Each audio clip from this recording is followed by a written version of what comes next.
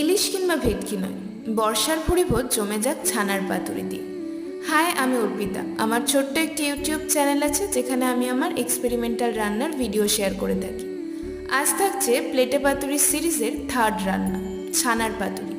এটি সম্পূর্ণ নিরামিষ একটি পদ হলেও স্বাদে কিন্তু অতুলনীয়। চলো তাহলে চটপট দেখে নিই কীভাবে বানাবে। প্রথমেই 500 ml মতো দুধ নিয়ে জাস্ট ফুটতে শুরু করবে এমন সময় একটা গোটা লেবুর রস দিয়ে ঢাকা দিয়ে রাখো 10 থেকে 15 মিনিট। 10 থেকে 15 মিনিট পর দুধ কেটে ছানা হয়ে গেলে ছানাটা ছেঁকে আলাদা করে নাও।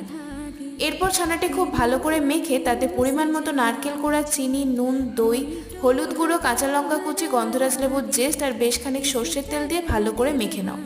এরপর একটা কলা পাতায় মিশ্রণটি নিয়ে ওপর থেকে এক টুকরো গন্ধরাজ পাতা, অল্প একটু সর্ষের তেল দিয়ে 5 থেকে 10 মিনিট এপিট ওপিট ভালো করে সেঁকে নিলেই তৈরি সম্পূর্ণ ভিন্ন স্বাদের ছানার পাতুরি।